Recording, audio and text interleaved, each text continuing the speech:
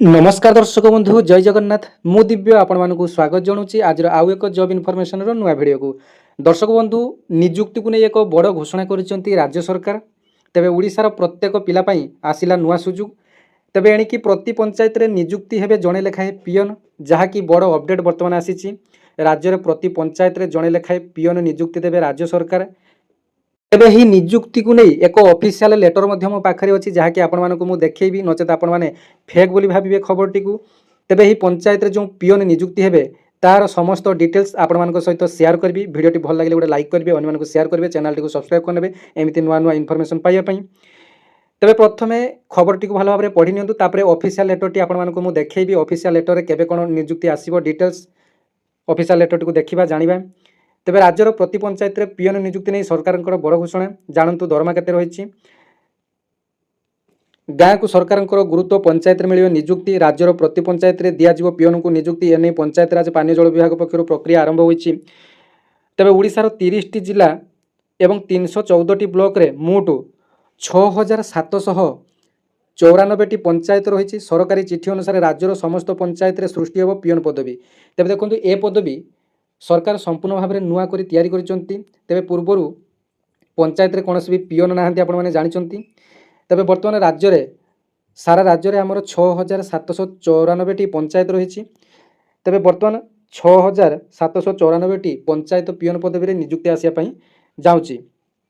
तेबे पंचायत पियन मानू सरकार मासिक 13,160 टंका देवाक निष्पत्ति नहीं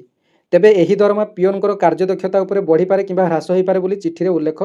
आपण मानक पई एक फिक्स रेमुनेशन बा फिक्स दरमा रहिला 13,160 टंका मासकु दिया जिवो एवं आपण मानकर कार्यदक्षता अनुसार आपण मानकर दरमा बढ़ा जिवो कि ह्रास करा जिवो बोली चिठी रे मध्ये उल्लेख रहिछि तेबे पूर्वरु पंचायत गुड़िक निज स्तर रे पियन रखुथिले सेमानकु पंचायत पांठिरु दरमा मिलुथला परवर्तित परिस्थिति रे प्रति पंचायत रे पियनर आवश्यकता रही बेले सरकार अनुभव करछंती फल रे एबे समस्त पंचायत रे पंचायत राज एवं पानीय जल विभाग पक्षर पियन को नियुक्ति देवाक प्रक्रिया आरंभ होईछि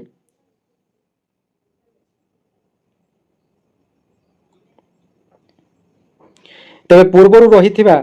ओडिशा ग्राम पंचायत आईन 1964 धारा 123 एवं ओडिशा ग्राम पंचायत नियम 2014 नियम 125 को उच्छेद करने को निष्पत्ति नहीं राज्य सरकार यही धारा उच्छेद करी सरकार प्रति पंचायत रे ग्राम पंचायत पियन सृष्टि करियो बोली